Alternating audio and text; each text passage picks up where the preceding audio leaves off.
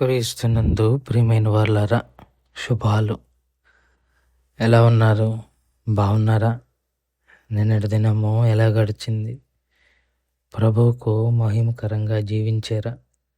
జీవించినట్లయితే ఆయనకు స్తుతులు. లేని ఎడల ఆయన మనల్ని క్షమించునుగాక. నేటి దిన ధ్యానాంశము మార్కు సువార్త 10వ అధ్యాయము 43 నుంచి 45 వచనాలు.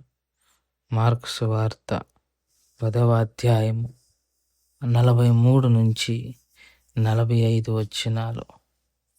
మీలో అలాగుండకూడదు.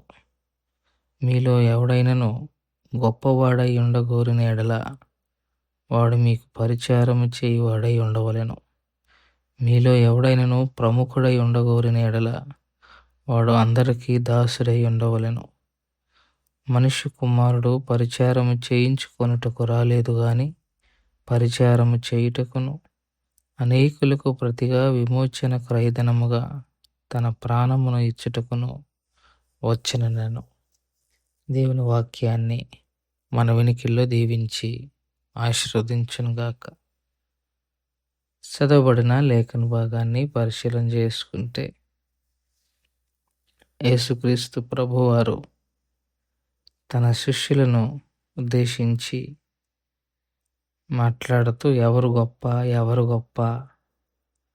ఎవరు నీకు కుడిపార్శ్వమందు ఉండగలరు, ఇట్లాంటి అంశాల గురించి వారు మాట్లాడుకుంటున్న సందర్భంలో ఈ లోకపు అధికారుల గురించి మీకు తెలుసు కదా అని చెప్పి వారికిలాగా మీరు ఉండొద్దు, వారు ఇతరుల మీద ప్రభుత్వం చేస్తారు, మీరు అలా కాదు.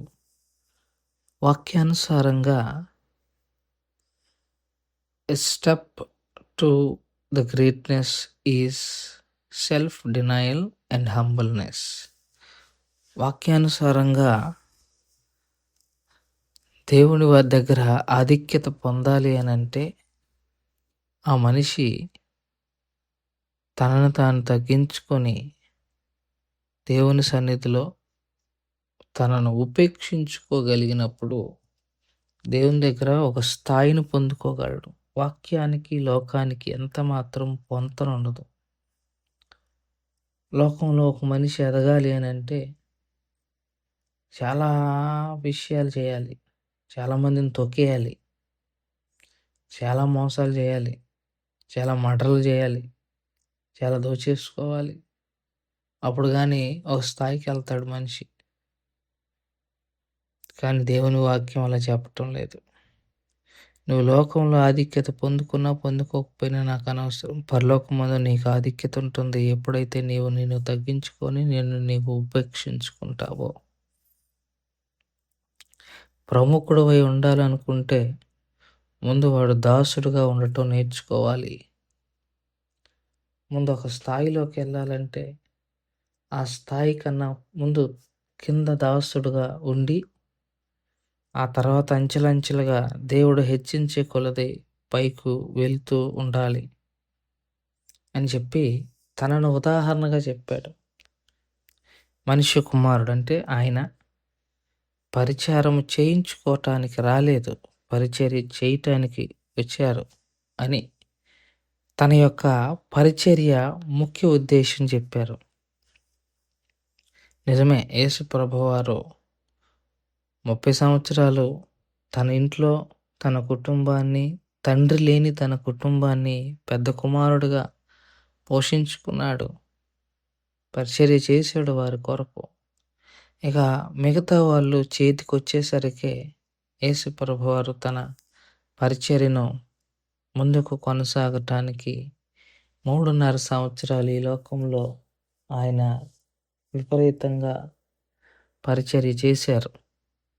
ఆ పరిచర్యలో అందరి దగ్గర ఆయన తగ్గే ఉన్నాడు తప్ప ఎవరిని అజమాయిషి చేసినట్టుగా కానీ, ఎందుకంటే ఆయన దేవుడండి, ఎవ్రీబడి మస్ట్ ఒబే హిమ్, ప్రతి ఒక్కరూ ఆయనకు విధేయత చూపించాలి. సాక్షాత్తు దేవుడు వారి మధ్య నడియాడారు. అలాంటి ప్రజలను ఆయన తప్పు చేసినప్పుడు గద్దించారే తప్ప వారిని శిక్షించి వారిని తన పాదాల దగ్గరికి రప్పించుకొని తనను తిట్టిన వాళ్ళు ఉన్నారు. రాజు ప్రభుత్వం అయితే తనను తిట్టినారు అన్న విషయం తెలిసినప్పుడు ఇమ్మీడియేట్‌గా అతన్ని అరెస్ట్ చేసేసి అతన్ని చెరసాలలో వేసేయాలి. అలాంటిది యేసయ్య వారి నుండి పారిపోయాడు. వారి నుండి తప్పించుకున్నాడు. కొన్ని సందర్భాల్లో దాక్కున్నాడు. అందుకే అన్ని నామముల కంటే పైనామముగా దేవుడు ఆయన్ను హెచ్చించాడు. ఈ ఉదయకాల సమయంలో ప్రియమైన వారలారా, ఉన్నత స్థలాలను ఏ స్థలంలోనైనా ఆశించాలంటే ముందు నిన్ను నీవు తగ్గించుకో. Be humble especially before God and everyone. ముందు దేవుని దగ్గర మనల్ని మనం తగ్గించుకోగలిగితే మిగతా వారి దగ్గర కూడా తగ్గించుకోవటానికి అవకాశము, అది మనల్ని హెచ్చించటానికి ప్రయోజనకరంగా, ఉపయోగకరంగా మారుతుందని మనవి చేసుకుంటూ ఈ మాటలను ఇంతటితో ముగించుకుంటున్నాను. దేవుడు దీవించి ఆశీర్వదించునుగాక. ప్రార్థన చేసుకుందాం. మమ్మల్ని మిక్కిలిగా ప్రేమించిన మా ప్రియ పరలోకపు తండ్రి, మీ పాదాలకు స్తోత్రాలు స్తుతులు చెల్లించుకుంటున్నాం.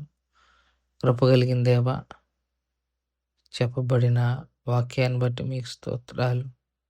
విన్న వాక్యం మా హృదయంలో భద్రపరుచుకొని వాక్యానుసారంగా జీవించగలగటానికి కావలసిన కృపను, సహాయాన్ని నాకు, మాకు, మా అందరికి దయచేయగలరని మనవి చేసుకుంటూ యేసుక్రీస్తు ప్రభువారి పుణ్యనామంలో అడిగి వేడుకుంటున్నాం తండ్రి. ఆమేన్. God bless you.